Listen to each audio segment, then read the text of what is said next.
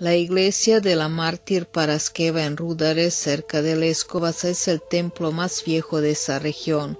Fue construida sobre los cimientos de la basílica cristiana del siglo V, al mismo tiempo que la famosa ciudad de la emperatriz Justiniana I. En tiempos del dominio turco, la iglesia de Rudare fue el templo espiritual no solo de Leskovac, sino de una región más amplia.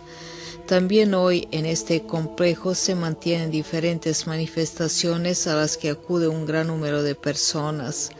La iglesia de Rudare está dedicada a la Santa Paraskeva romana, Santa Petka, santa cristiana que murió en la región de la actual Italia en el segundo siglo después de Cristo.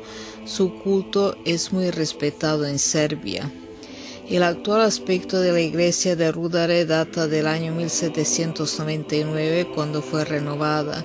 La renovación del templo lo financiaron los habitantes más adinerados de Leskovac, los que han querido rebelarse de esa manera contra el aquel entonces sistema feudal del Imperio Otomano con ideas avanzadas de San Sava.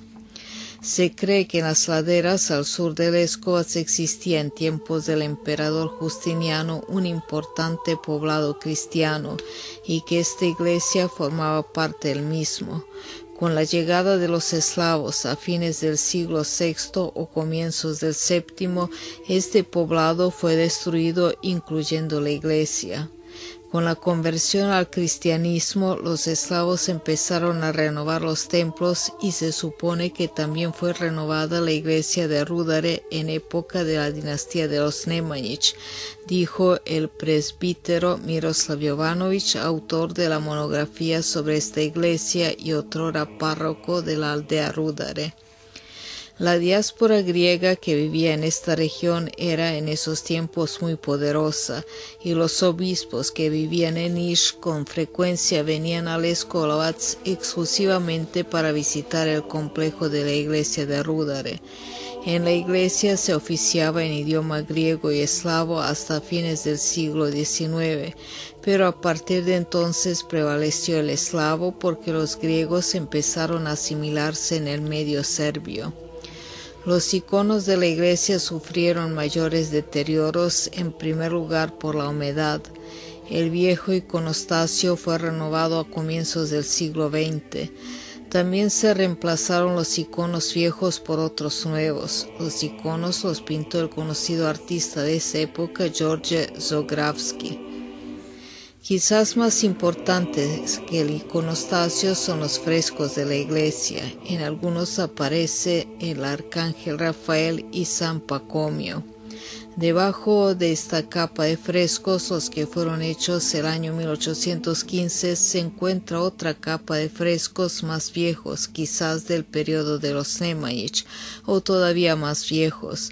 A este descubrimiento llegamos gracias a algunos documentos que se han conservado. Lamentablemente esa capa de frescos está completamente deteriorada y no puede reconstruirse, dijo el presbítero Miroslav Jovanović. Después de la Primera Guerra Mundial, los frescos en el techo se han protegido con una capa de mortero, pero este trabajo se ha hecho de forma inexperta. En el patio de la iglesia se celebran diferentes manifestaciones con el fin no solo de cultivar y promover los valores tradicionales, sino también de llamar la atención de los órganos competentes y de la opinión pública sobre la necesidad de renovar ese complejo, el que, como destaca nuestro interlocutor, puede representar no solo un importante destino religioso, sino también cultural y turístico.